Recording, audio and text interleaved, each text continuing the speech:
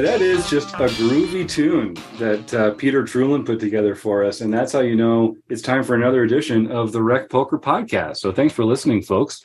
It's my pleasure to be hosting the show here like I do every week. This is the forums edition of the Rec Poker Podcast, where we take a post from our free forums and talk about it here on the air.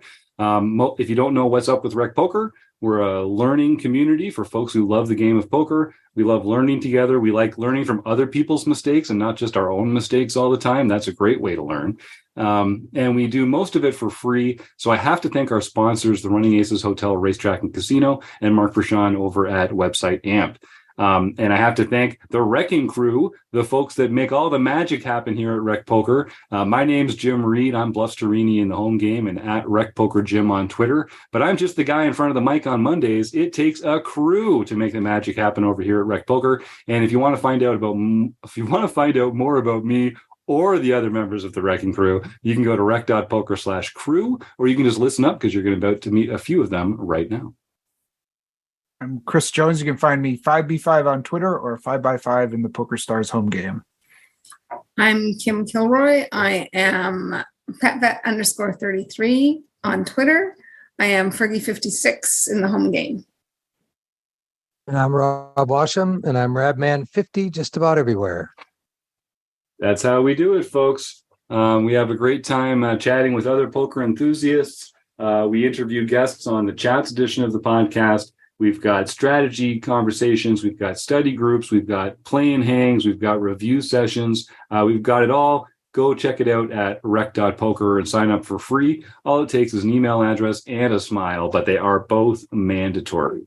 So every Monday night, we like to take a look at a different forum post that people have typed in. I'm loving this new community member, Black Spruce.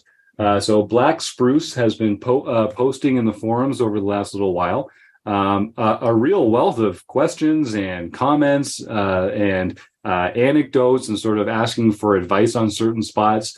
And they've shared a lot of hands that they played well, and they've shared some hands that they didn't play well, and they know it, and they're trying to get better. And that's what it takes. You got to share the stuff where you make your mistakes, share your mistakes with other people.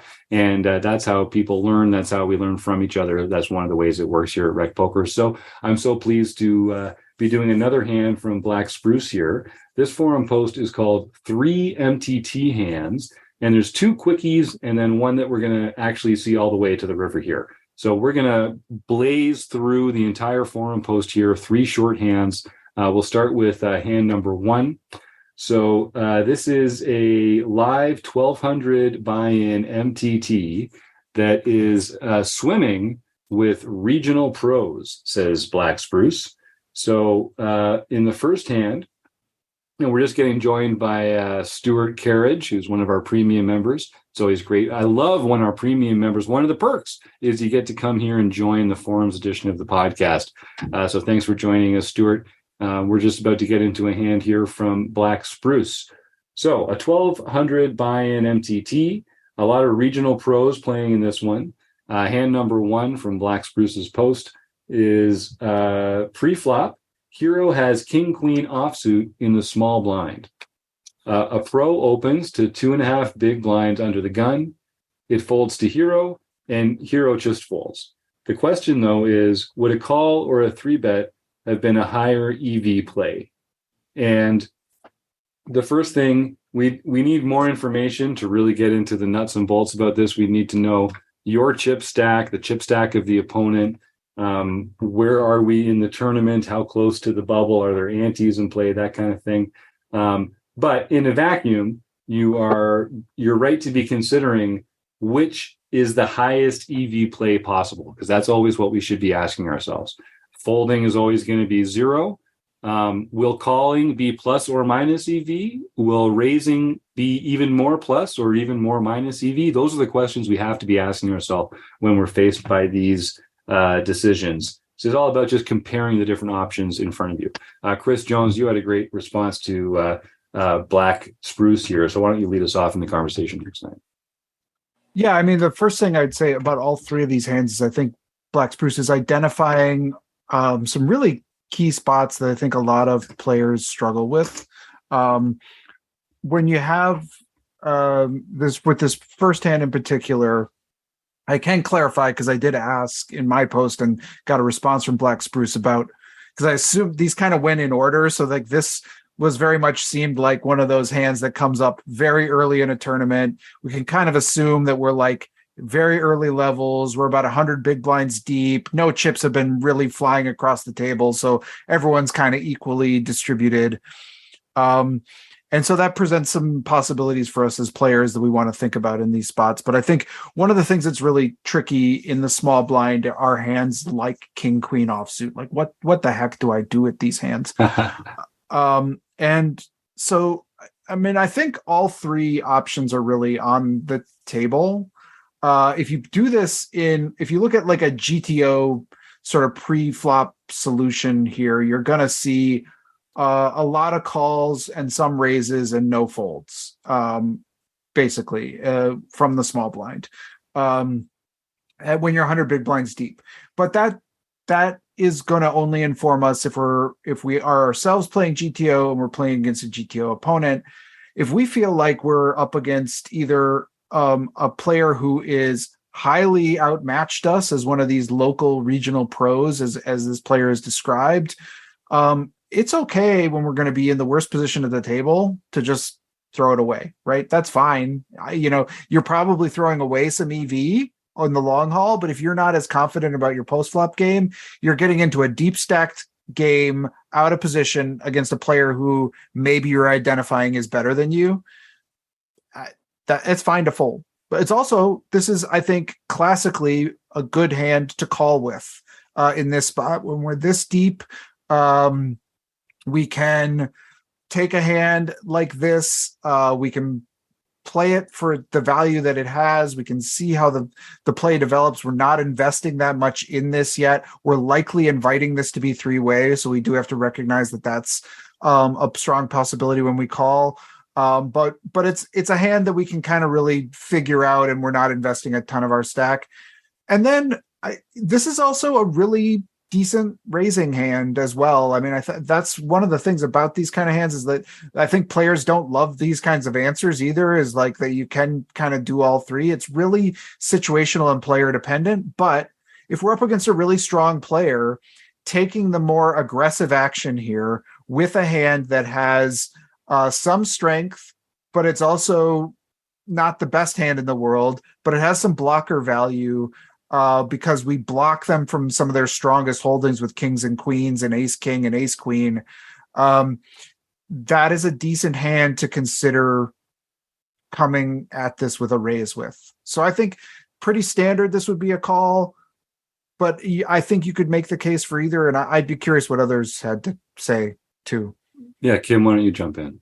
Well, I agree with everything Chris says. I think that if we've been at the table long enough to know if this sort of pro is trying to run the table a bit, like, are they pretty active? So do they have a nice, robust opening range?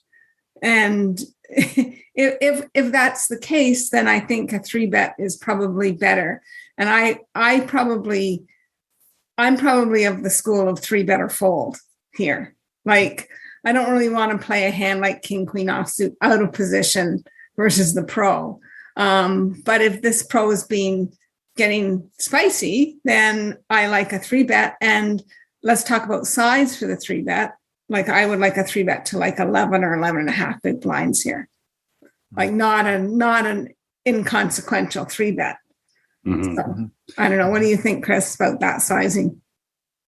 I like that. Yeah, I said in the post here that if I raise here, I'm raising big. Like I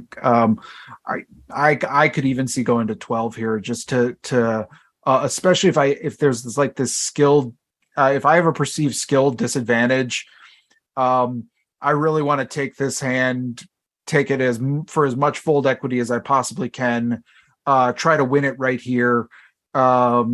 If I get called, okay, but I still have some advantage. And if I get raised, it's such an easy fold that I don't even have to think about it.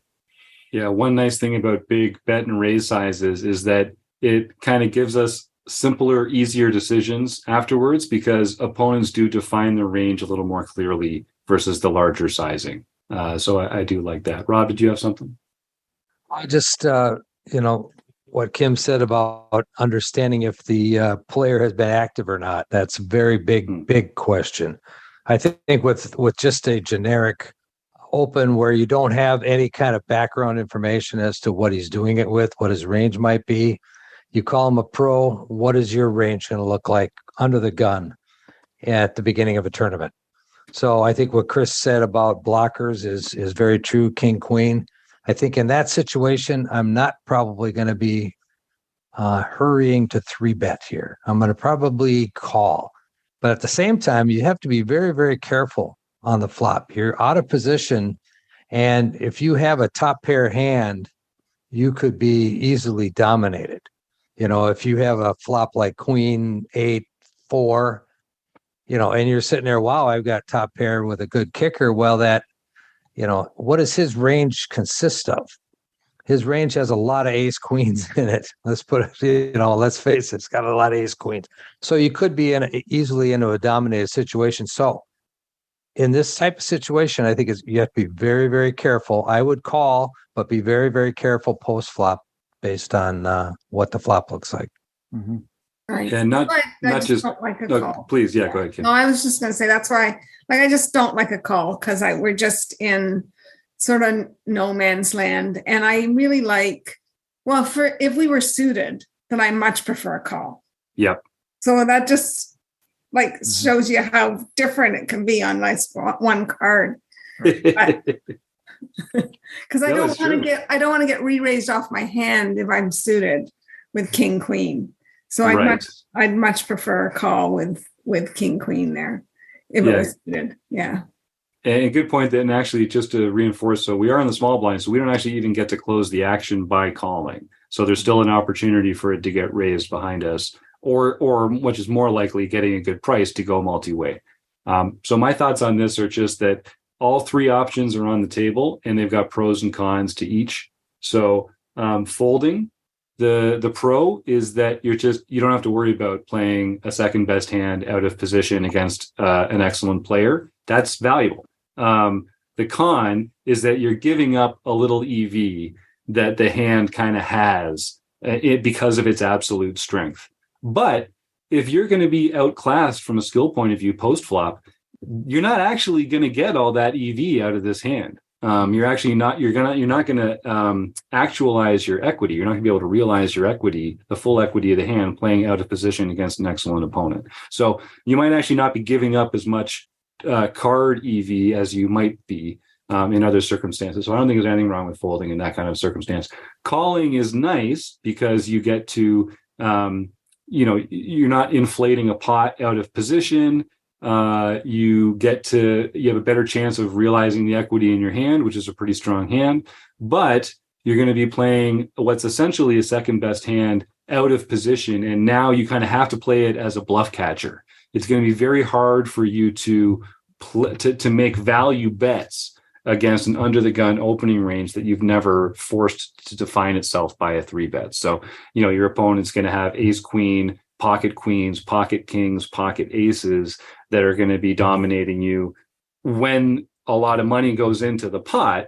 And when you are ahead of their range, they're going to have hands like pocket jacks, pocket tens, ace king, that are not going to put a lot of money into the pot second best. So that skill edge does kind of matter. And what kind of mistakes are your opponents going to make, unless you want to just kind of go into check call mode and try and realize your equity in the hand.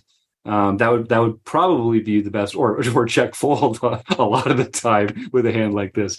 3-betting has its own pros and cons. If you have fold equity, then it definitely has a lot of pros and cons.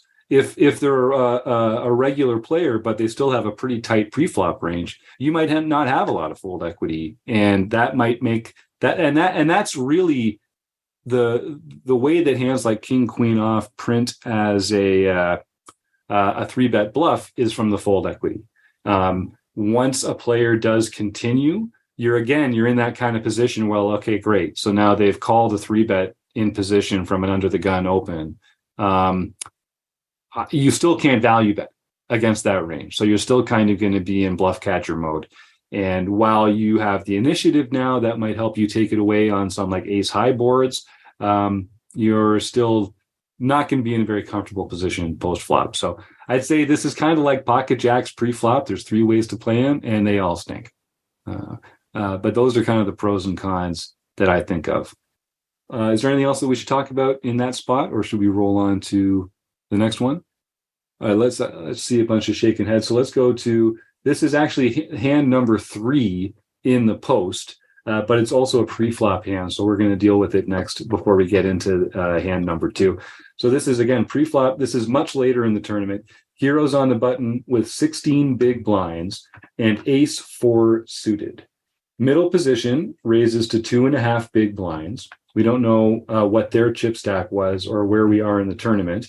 Again, just a note for a little more information in the post when you're writing this one, Black Spruce. But we are now facing this 2.5 big blind open. We've got 16 big blinds. And the question is, should we shove this? Should we wait for a better hand, i.e. a pair or Broadway cards? I'll let, here, Chris, you're unmuted. I'll let you jump ahead with this one as well. Well, I just respond. I mean, I think one of the things that, like, these kinds of hands are also really tricky when we're getting short stacked. When do we go with it? When do we not? Is every ace fine? And what I see a lot of players sort of blundering with is either going too far in just waiting for premiums and not trying to make a move, versus I have an ace, so now I get to shove every ace that I possibly get. Yes. And this is unfortunately for us, there is in poker, there's nuance with this, and you can't just make an either or decision. You can't just wait for premiums, and you can't just say, I'm waiting for every hand that has an ace in it, and now I get to overshove and just collect my equity. And one of the things I think that's really important in this post is that we have a middle position, an MP player opening. This is going to radically change what we can do with a hand like ace 4. We're on the button with a hand like ace 4 suited. If this is an under the gun open, I think this is an auto fold. I think in this spot, it starts to open up as being a really reasonable and probably preferable shove. And if it was like the cutoff, I think it's like an auto shove, where like we're making a mistake if we don't do it. And so really paying attention to the position of our opponents in making these kinds of decisions. And the fact that we're suited too helps push us more to, we have more ways to win. So that's going to push us to making more shoves more often. So I think this is close, but I think this is one that I'm most of the time I am taking this spot. Do you have something there?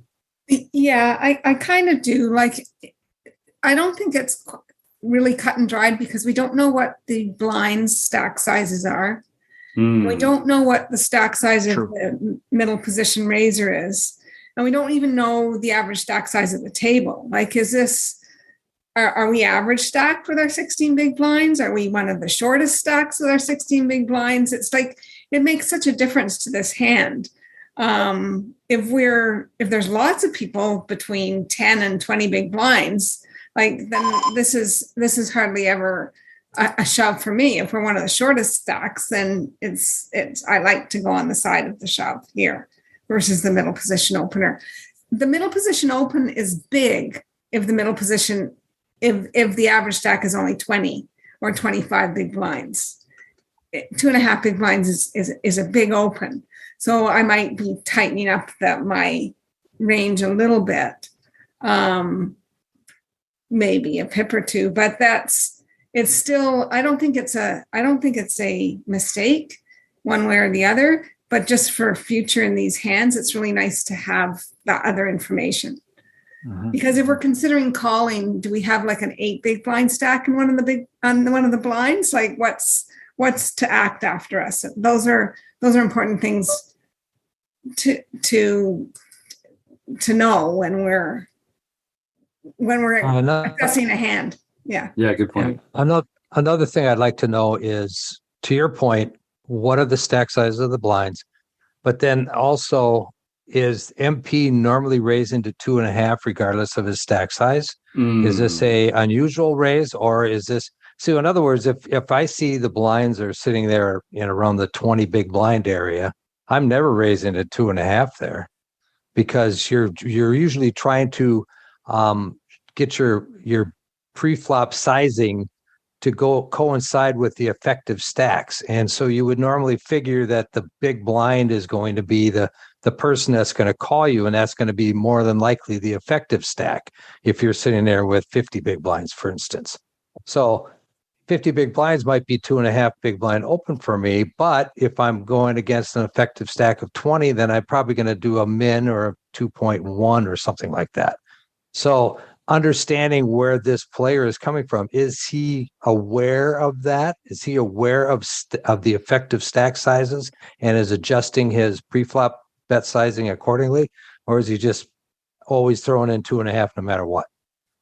Yeah, that's a great point, because you really need to know, what are the errors that our opponents are making that we can exploit, or what is the private information that they're making public by the size of their bet or the size of their raise and things like that. Because especially with a hand like this, and in the previous example as well, you're they're cusp hands. They're hands that you could play in a variety of different ways. No one would tell you that you're wrong. But there's probably better answers and worse answers. And, to make a reasonable, accurate comparison of the EV of your decisions, you kind of have to have good assumptions. So the better you can make your assumptions, the better decisions you'll be able to make. Kim, did you have something? Yeah, just that this is one of the reasons our most common answer when somebody asks, is this the right move in a hand? Is it depends. It depends. People love hearing that. Sorry, Chris, what were you saying? Oh, well, I was just going to kind of chime back to like a thing that I always attribute to Andrew Brokus, because it's not an original thought of my own. But I do think there is a clear mistake here, which I do see some players make, because they're like, I don't want to fold and I don't want to shove, so I'm going to call. And I love when Andrew Brokus talks about calling is not a compromise. Yes. And I think that here, I think the absolute clear mistake is if you are flatting, when you have 16 big blinds and you've got a hand like ace 4 of hearts or whatever, and you're flatting because you don't know what to do. You don't want to risk all your chips, but you don't want to fold. It's a little too strong to fold. So you just decide to call. I got position. Let's just see a flop. That I think is a clear mistake in these spots. And I think if you're kind of finding yourself doing that sometimes, I'm glad that our hero, our correspondent here, shoved and was wondering if they did it, if it was but they at least didn't like find that little compromise spot, which I think is a big leak that I see some players have. Yeah, great point. Kim, yeah. I disagree. I love it when you guys disagree. Let's go. Fantastic. Bring it. We have the button.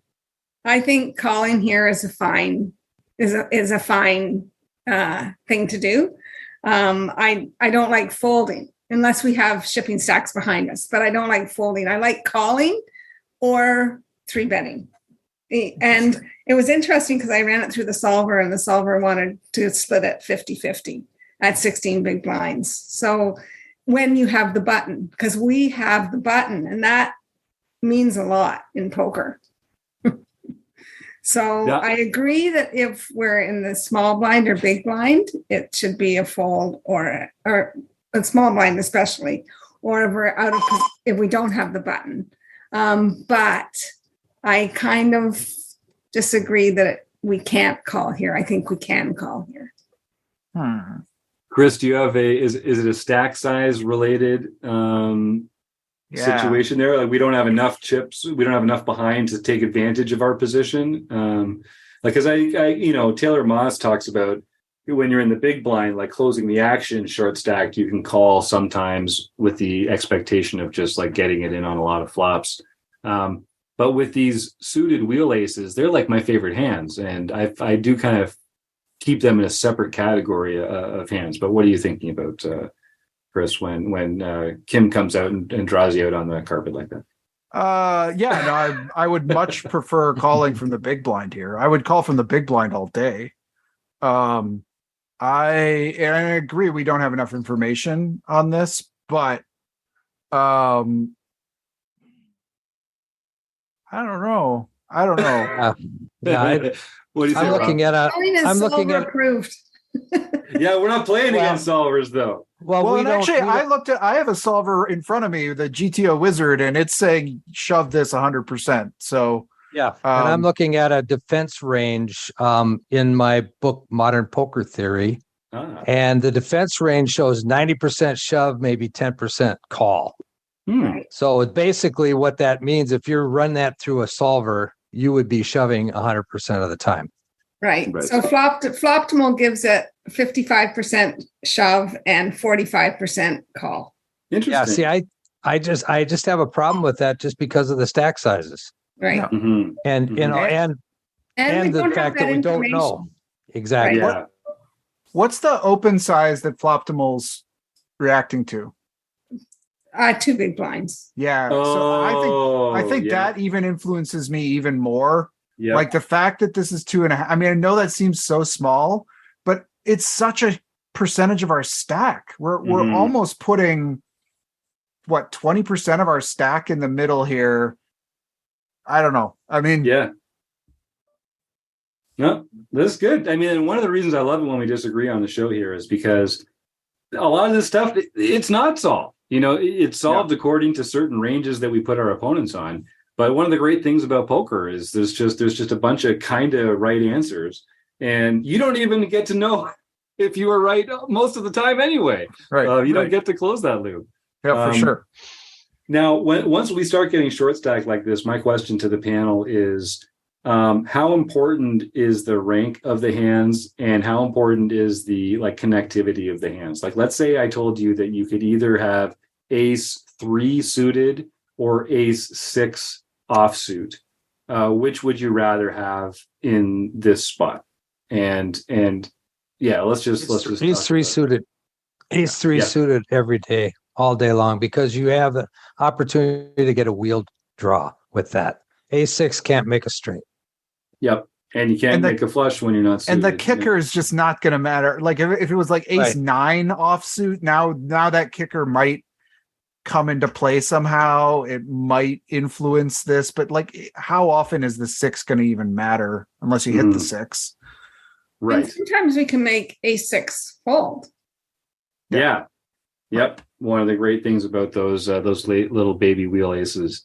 Okay, fantastic. Well, I like that we got a range of answers there, because we're kind of exploring the decision space is really what we're doing in these cases. So as always, Black Spruce, it depends. So the second hand, the third we'll talk about today, this starts pre-flop like many hands. The villain's in the big blind, and it folds to the hero in the small blind. We've got 54 big blinds and queen 4 of clubs. So suited queen 4. And Chris, you've been working the last month or the month before that, the theme was blind versus blind play. And we talked a lot about different hands that you might choose to limp the small blind or open raise the small blind, and how to play from this perspective. So I'll look to you for the first conversation here. The question really gets to the river. So I'll just, because this is a third hand we're talking about tonight, I'll get us to the river, but we can examine this within the context of a blind versus blind play. So the flop, so our correspondent calls, they limp the small blind, and the villain checks behind. We've got queen of clubs, 4 of clubs. The flop, queen of diamonds, 10 of hearts, 8 of spades. So we've got top pair, no kicker, and no backdoor. The hero checks, the villain bets pot, and the hero calls. Should we stop here, or should we just roll through to the river, gang? Yes, let's stop here. Okay, I think take this it away, is Chris. the key part of the hand. Yeah. And one of the things that we talked about in that blind versus blind situation, there are times when when we complete from the small blind, when we complete and then the big blind checks. Now we go to a post flop.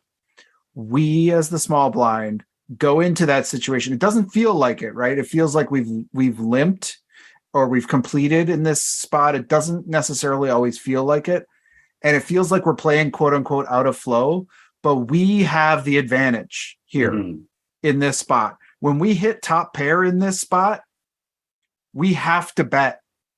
We just have to bet, because not only are we have that advantage going into this spot, first of all, nobody believes you blind versus blind, so you have that going for you. But second of all, we're gonna be pushing a huge sort of equity advantage, and we can get, if you look at this board, Queen 10-8, there's a lot of stuff on this board that is going to just take a nibble into it. You know, there's going to be gut shots here. There's going to be second pairs, third pairs, especially the check behind range of a big blind player. We can get a lot of worse things to call us. And I think this is where this hand starts to go off the rails, because if we don't make this C bet here, we're going to be in just really tough situation with top pair no kicker and really not knowing how to navigate it. So that's my take. And when we don't make the C bet here, what are we making a bet with? Like, if we're not making it with top pair, weak kicker, what are we going to make it with here? We can't just always hope to flop two pair or something, or trips or something like that. We have to be able to make it with this, and maybe with some really strong draws as well. And some backdoors. Yes. And if we know that this is a very aggressive player in the big blind, when he's checked two, he's going to make a bet. You might want to check this, but then if you do, calling would be a mistake. Calling, if you check and he bets, and now your opportunity to get very aggressive and go over the top with a check raise. I think there is times when you could check this, but that is, again, villain dependent. You want that type of very aggressive opponent that's going to bet when he's checked to. And then you're setting up a trap, so to speak. Yeah, that's a great point. Yeah, against a certain type of player, the kind that like just attacks weakness, regardless of what they have. You know, is like if they see you check, they're going to then we want to set up a check raise. But either way, I think a check call line here is not what we want to be doing. And I love the responses that Black Spruce puts in the forum post here. And this is why I do encourage our listeners to go sign up for a free Rec Poker account and go scroll through the forums, because we'll kind of scratch the surface of some of the responses and we'll get into some of the details here. But if you really want to get the full breakdown of the hand and what everyone's saying, go check out the forums yourself. It's free to join. Please do. So Black Spruce says, regarding spot number 2, I guess my default is to check post-flop when out of position if I wasn't the pre-flop aggressor. That may be a flawed default generally and or regarding blind versus blind specifically. And I think that's the key that Chris was kind of mentioning earlier. This is the blind versus blind dynamic. You got to throw that pre-flop aggressor out the window, because the ranges have changed, the dynamic has changed. When you complete and they check behind, pre-flop aggressor or not, there is no pre-flop aggressor. You put in more chips than they did on purpose pre-flop, and you actually have the range advantage here, which is the most important part of it. That's really why we check to the aggressor, is because they have an uncapped range and we have capped our range by calling. But in this case, we actually have an uncapped range and they have a capped range. So we should be acting as though we are the aggressor, even though we limped when they check behind. Now, if we limp and they raise to 4 big blinds and then we call, now I think it is typical to go back into that default check to the razor strategy. But that's one actionable item I think Black Spruce and our listeners can take away from this if they are playing this blind versus blind dynamic. I really thought from the premium membership theme that Chris put together a couple months ago, the dynamic between the small blind and the big blind, how their ranges interact when one checks, when the big blind checks behind, or all the different iterations that Chris took us through. That was a real eye opener for me. And this is exactly the kind of situation that can result from that.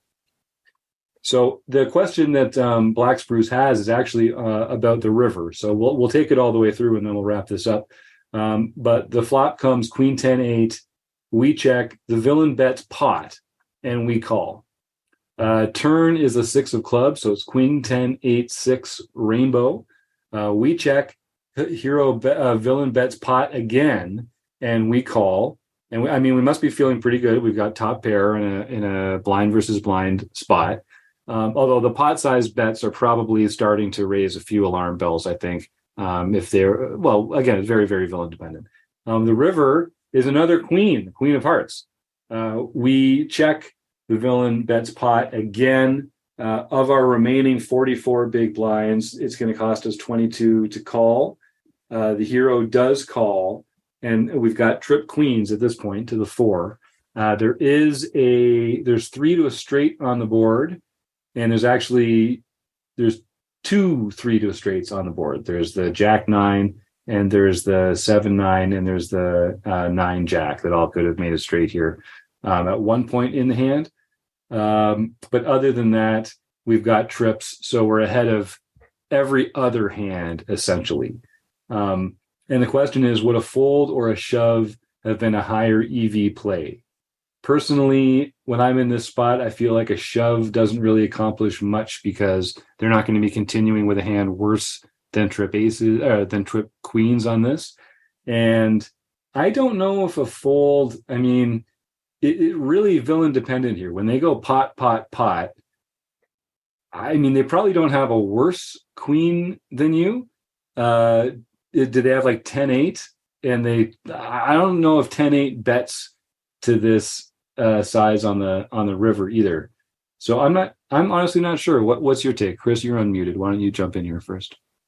I think we can potentially fold this turn, maybe. The turn when the 6 but comes I in. I can't fold this river. Not when we hit trip queens on this. It's just I'm in case if I get to this river this way, like I want to c bet the flop. The whole hand's going to be different if we approach it right that way. But if we as played, if I call this turn, I'm not folding this river. Yeah, it's just too good a river card for our actual hand. I think, given that we make trips there, we were already behind. If he had a set that filled up, we were already behind that. If he had 2 pair, now we've improved to beat his 2 pair hands, which is non-trivial on a board like this, in a checked pot like this. So we are worried about some straights, but it would have had to have gotten there on the turn. And we have some sets here as well, I think, that fill up there. So I'm not sure that they're going to be always playing all their straights, pot, pot, pot. As it turns out, shall I reveal, folks? Is there anything else we want to talk about? Well, does anyone else? Does anyone have a different? Is anyone folding this river if they as played?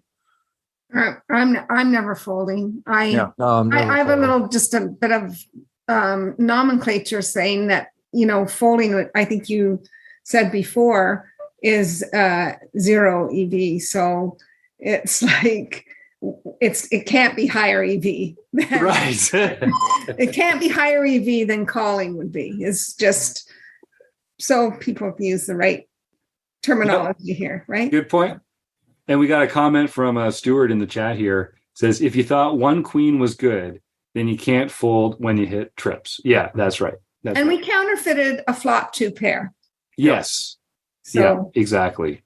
Which is non-trivial. Like I say, I think a fair number of our opponents' hands were like pair plus draw, or that kind of thing. And when they fire on the turn there, that could be 6-8 or 6-10 as often as it is 7-9 or Jack 9 or something like that made the straight. Any other thoughts here before we reveal? Rob? I think one thing that we always should consider is, what is he doing this with? Mm-hmm. And that's something that Black Spruce did not mention what he thought he was calling. Mm-hmm. In other words, when he bet, he's making a call because he has top pair, but what is he putting his opponent on? What hands is this player doing this with? And I think if once you start doing that a little bit more throughout your playing time, you're going to see that these situations it kind of escalated to where it got to, and you were gonna do the big reveal, but it kind of escalated to where it got to, and he was behind. Mhm. And he didn't know it, and he didn't even consider it. He just knew that he had top pair and kept calling because he had top pair. So you get yourself into these spots when you play that passive line. I think that's a great point, Rob. And yeah, so the villain did have 9-7 for the straight that came in on the turn. So they had 6, 7, 8, 9, 10.